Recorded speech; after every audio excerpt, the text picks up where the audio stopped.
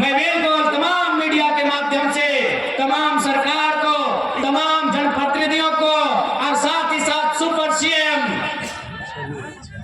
मुख्यमंत्री के साड़ू श्री सुदेव सोनू को भी चुनौती देता हूं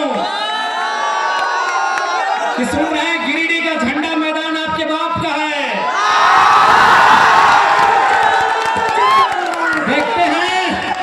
देखते हैं सोनू जी, वो झंडा मैदान कब तक आपके बाप का रहता है। बड़ा दुर्भाग्य, एक लोकतांत्रिक देश में हम लोग 2 साल से झंडा मैदान में सभा करने की बात कर रहे हैं। पता नहीं जिला प्रशासन भी मौन क्यों हो जाती है, जिला प्रशासन भी अंतिम समय निर्णय क्यों बदल देती है। तो ठीक है सोनू जी, अभी समय आपका है, लेकिन याद रखिएगा कि आप जो घमंड कर रहे हैं अपने पद का और मुख्यमंत्री से आपके परिचय का, ये ज्यादा दिन नहीं टिके। आज आप हमारी आलोचना कर सकते हैं, आप हमारा तिरस्कार कर सकते हैं, आप हमसे नफरत, हमारे लिए ईर्ष्या रख सकते हैं, लेकिन सच्चाई स्वीकार कीजिए, 24 सालों के झारखंड में पहली बार कोई लड़का आया है जो अपने दम पे, अपने प्रतिभा की बदौलत राज्य का चेहरा बना है। कल्पना सोरेन इसलिए चेहरा बने कि मुख्यमंत्री की अर्धांगिनी है। 24 साल के इतिहास में हमको एक रिपोर्ट कार्ड दीजिए कि कोई एक साधारण सा लड़का 2 साल पहले उसे गांव के लोग ठीक से नहीं जानते थे, आज वो राज्य में चर्चा का विषय है। मैं 24 साल के इतिहास को आपको पढ़ने कह रहा हूं। एक बार एक इतिहास हमको बताइए। आज बहुत सारे लोग कहते हैं अरे इस राज्य में रोज आंदोलन हो रहा है, कभी राजभवन के सामने हो रहा है, कभी मुख्यमंत्री के आवास में हो रहा है, कभी डीसी कार्यालय के सामने हो रहा है, कभी विधानसभा के सामने हो रहा है। तो रोज नेता बनना चाहिए, कहां बन रहे हैं? और हम तो जिस आंदोलन की शुरुआत किए थे 50 लड़के थे, मैंने जिस आंदोलन की शुरुआत की थी धनबाद से, मात्र 50 लड़के थे, और आज आपके बीच एक चेहरा बन के आया है। क्यों? क्योंकि ये नियति की मांग थी।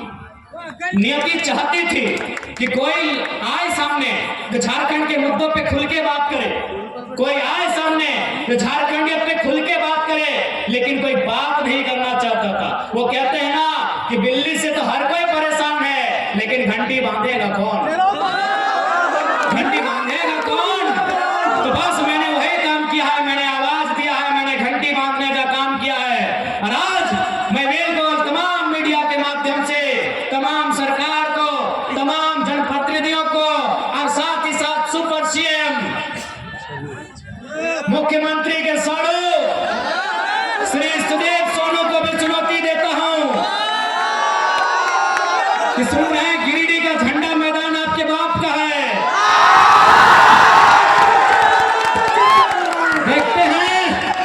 देखते हैं सोनू जी, वो झंडा मैदान कब तक आपके बाप का रहता है। बड़ा दुर्भाग्य, एक लोकतांत्रिक देश में हम लोग 2 साल से झंडा मैदान में सभा करने की बात कर रहे हैं। पता नहीं जिला प्रशासन भी मौन क्यों हो जाती है, जिला प्रशासन भी अंतिम समय निर्णय क्यों बदल देती है। तो ठीक है सोनू जी, अभी समय आपका है, लेकिन याद रखिएगा कि आप जो घमंड कर रहे हैं अपने पद का और मुख्यमंत्री से आपके परिचय का, ये ज्यादा दिन नहीं टिके।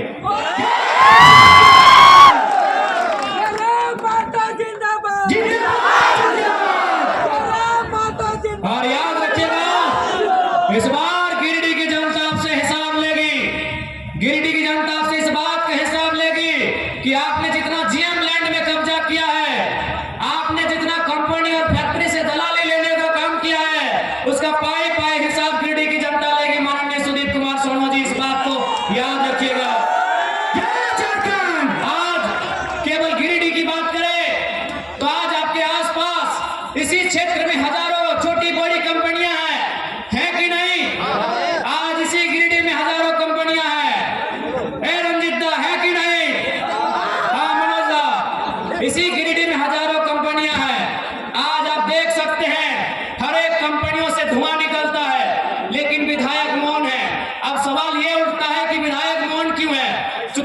आपको एक अनुभव बताना चाहता हूं।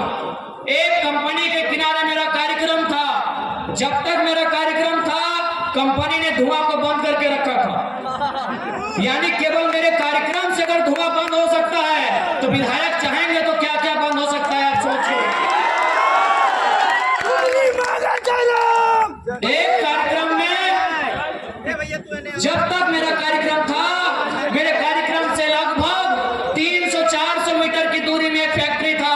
उस फैक्ट्री में धुआं उड़ता है, लेकिन जब तक कार्यक्रम था वो धुआं बंद था। क्यों बंद था? मैं कंपनी के ओनर ने कहा था कि जब तक टाइगर जयराम महतो मीटिंग करके चले ना जाए, धुआं मत खोलना। आप समझ सकते हैं, एक लड़का जो ना विधायक है ना सांसद है, अगर उससे इतना खौफ बन सकता है, तो जो लोग संवैधानिक पदों में हैं, उनसे कितना खौफ बनेगा, आप अंदाजा लगा लीजिए। अब सवाल है, क्यों नहीं चाहते हैं? डुमरी मांगा जा रहा, ये क्यों नहीं चाहते हैं? नहीं, ये इसलिए नहीं चाहते हैं क्योंकि इन्हें वो कंपनियां चंदा देती है।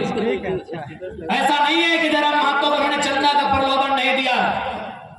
कभी उन्होंने स्कॉर्पियो तो कभी फॉर्च्यूनर जैसी गाड़ियों का ऑफर रखा है, लेकिन हमने एक ही लाइन कहा है कि मैं उस मिट्टी से आता हूं जिस मिट्टी में शहीद निर्मल महतो ने बलिदान देकर झारखंड राज लिया था। आप ये सौदेबाजी उनसे कीजिएगा जो लोग टिकना जानते हैं। हम झारखंड की राजनीति में टिकने आए हैं, और अगर हम टिक गए तो बेईमानों का बहुत बेहतरी से सफाया होगा। बिल्कुल बहुत बेहतरी से सफाया होगा।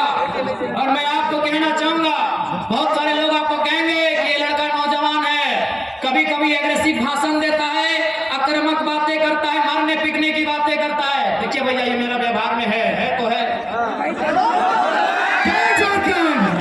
मैं कोई छुपा के अपना, मेरा कैरेक्टर नहीं है जैसा सुदीप सोनू का है। मेरा कोई कैरेक्टर छुपा के नहीं है। मैं जैसा हूं आपके सामने हूं।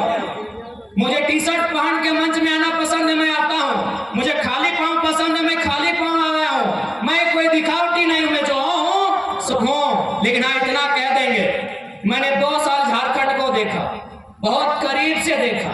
लगभग नहीं करने तो 20 करोड़ मुआवजा हम लोग लड़के दिलाए। 20 करोड़ रुपया हम लोग मजदूरों को लड़के दिलाए। कहीं कहीं नहीं भी दिला पाए, ये भी सही है, लेकिन 20 करोड़ और लगभग 1500 नियोजन हम लोग लड़के दिलाए। उस लड़ने के क्रम में झारखंड को मैंने बड़े करीब से देखा कि झारखंड में नियम से बात करने से ये राज नहीं चलेगा। इस देश में गांधी का भी आदर है, इस देश में भगत सिंह का भी आदर है, और मुझे लगता है झारखंड में भगत सिंह का चरित्र होना चाहिए।